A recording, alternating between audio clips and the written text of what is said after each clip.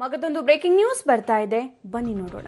ಮೈಸೂರು ಜಿಲ್ಲಾ ಪಂಚಾಯಿತಿ ಉಪಾಧ್ಯಕ್ಷ ಸ್ಥಾನಕ್ಕಾಗಿ ಪೈಪೋಟಿ ಜೋರಾಗಿ ನಡೀತಾ ಇದೆ. ಉಪಾಧ್ಯಕ್ಷ ಸ್ಥಾನದ ಆಕಾಂಕ್ಷಿಯಾಗಿದ್ದ ಕಾಂಗ್ರೆಸ್ನ ಕೃಷ್ಣ ಆದರೆ ನಾಮಪತ್ರವನ್ನ ಸಲ್ಲಿಸಿದ್ದು ಗೌರಮ್ಮ.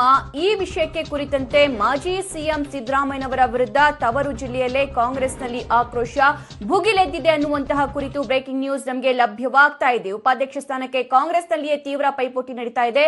ಸೊ ಹಾಗಾಗಿ ಸಿದ್ದರಾಮಯ್ಯನವರ ವಿರುದ್ಧ ಕಾರ್ಯಕರ್ತರು ಆಕ್ರೋಶವನ್ನ ವ್ಯಕ್ತಪಡಿಸ್ತಾ ಇದ್ದಾರೆ. ಎಸ್ ವೀಕ್ಷಕರೇ, ಕಾಂಗ್ರೆಸ್ ಹಾಗೂ ಜೆಡಿಎಸ್ ಮೈಸೂರು ಜಿಲ್ಲಾ ಪಂಚಾಯತ್ನಲ್ಲಿ ಮೈತ್ರಿಯನ್ನ ಮಾಡಿಕೊಂಡಿದೆ. ಅಧ್ಯಕ್ಷೆಯಾಗಿ ಜೆಡಿಎಸ್ನವರು ಆಯ್ಕೆಯಾಗಿದ್ದಾರೆ. ಆದರೆ ಉಪಾಧ್ಯಕ್ಷಕ್ಕೆ ಪೈಪೋಟಿ ನಡೆದಿದೆ, ಅದು ಕಾಂಗ್ರೆಸ್ ಪಕ್ಷದಲ್ಲೇ. ಕಾಂಗ್ರೆಸ್ ಪಕ್ಷದಲ್ಲಿ ಕೃಷ್ಣ ಅವರು ಆಕಾಂಕ್ಷಿಯಾಗಿರ್ತಾರೆ. ಆದರೆ ಮಗದೊಂದು ಸೈಡ್ ನಾಮಪತ್ರವನ್ನ ಗೌರಮ್ಮನವರು ಸಲ್ಲಿಸಿದ್ದಾರೆ. ಇದೇ ವಿಷಯಕ್ಕೆ ಸಂಬಂಧಿಸಿದಂತೆ ಇದೀಗ ಆಕ್ರೋಶ ಜೋರಾಗ್ತಾ ಇದೆ ಮಾಜಿ ಸಿಎಂ ಸಿದ್ದರಾಮಯ್ಯನವರ ವಿರುದ್ಧ ಅನ್ನುವಂತ ಕುರಿತು ಬ್ರೇಕಿಂಗ್ ನ್ಯೂಸ್ ನಮಗೆ ಲಭ್ಯವಾಗ್ತಾ ಇದೆ.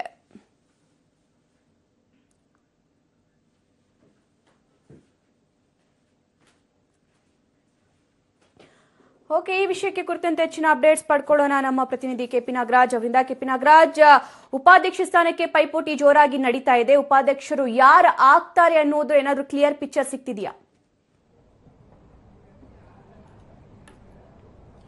ಸಭಾ ಕಾಂಗ್ರೆಸ್ಗೆ ಕೊನೆಯ ಕ್ಷಣದಲ್ಲಿ ಉಪಾಧ್ಯಕ್ಷ ಸ್ಥಾನ ಸಿಗ್ತಾ ಇರುವಂತಹದ್ದು ಒಂದು ರೀತಿಯಾಗಿ ನಾಟಕೀಯವಾದಂತಹ ಬೆಳವಣಿಗೆ ಹಿನ್ನೆಲೆಯಲ್ಲಿ ಇಂತಹ ಸಂದರ್ಭದಲ್ಲಿ ಕಾಂಗ್ರೆಸ್ನಲ್ಲೂ ಕೂಡ ಉಪಾಧ್ಯಕ್ಷ ಸ್ಥಾನಕ್ಕೆ ತೀವ್ರವಾದಂತಹ ಪೈಪೋಟಿಗಳು ಕೂಡ ಎದುರಾಗಿದ್ವು.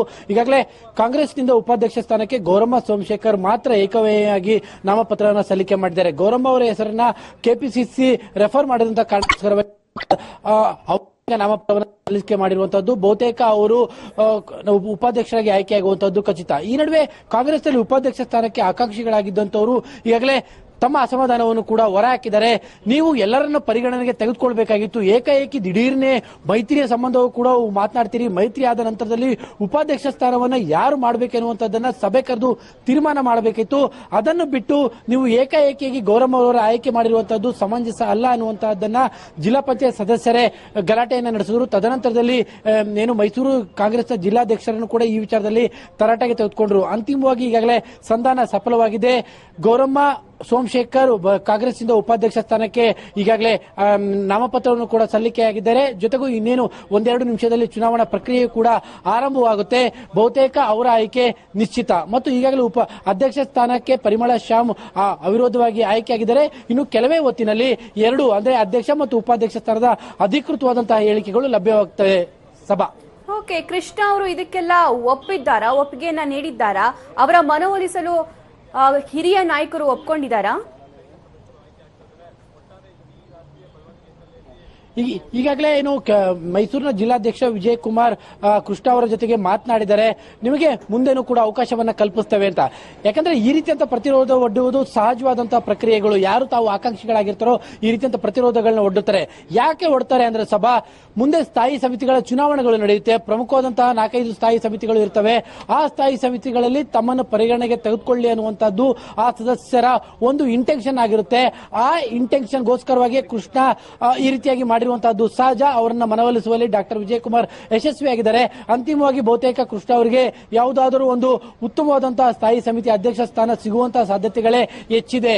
ಸಭಾ ಓಕೆ, ಈ ರೀತಿಯಾಗಿರುವಂತಹ ಡೆವಲಪ್ಮೆಂಟ್ಸ್ ಅದು ಅಸೆಂಬ್ಲಿ ಎಲೆಕ್ಷನ್ ಅಲ್ಲೇ ಆಗಿರ್ಲಿ ಅಥವಾ ಬೇರೆ ಎಲೆಕ್ಷನ್ ಅಲ್ಲೇ ಆಗಿರ್ಲಿ ಕಂಡು ಬರೋದು ಸಹಜ. ಪ್ರಾರಂಭದಲ್ಲೇ ಒಂದೇ ಪಕ್ಷದಲ್ಲಿ ಈ ರೀತಿ ಪೈಪೋಟಿ ಭಿನ್ನಮತ ಇದ್ರೆ ಇದು ಮುಂದೊಂದು ದಿನ ನೆಗೆಟಿವ್ ಆಗಿ ಪರಿಣಾಮ ಬೀರುವಂತಹ ಸಾಧ್ಯತೆಗಳು ಕೂಡ ಇರುತ್ತೆ. ಕೆಪಿ ನಾಗರಾಜ್, ಥ್ಯಾಂಕ್ ಯು ನಿಮ್ಮೆಲ್ಲ ಮಾಹಿತಿಗೆ.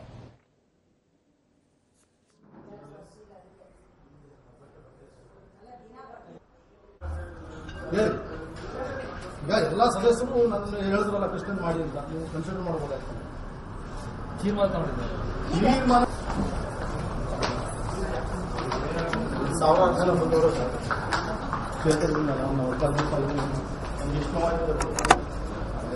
ಏನು ಸಿಗಲ್ಲ ಜೀವನದಲ್ಲಿ. ನನಗೆ ಏನು ಸಿಗಲ್ಲ ಸರ್, ಏನು ಸಿಗಲ್ಲ ಬಿಡಿ. ನನಗೆ ಜೀವನದಲ್ಲಿ ಗೊತ್ತು. ನನಗೆ ರಾಜಕಾರಣ ಎಲ್ಲಿ ಮಾಡೋಕ್ಕಾಗ್ತೈತೆ ಅಲ್ಲಿ ಮಾಡೋಕ್ಕಾಗ್ತೈತೆ. ಇಲ್ಲಿ ನೋಡಿ ಅಷ್ಟೇನ ಕಳ್ಕೊಂಡಿದ್ದಾರೆ ಯಾರು.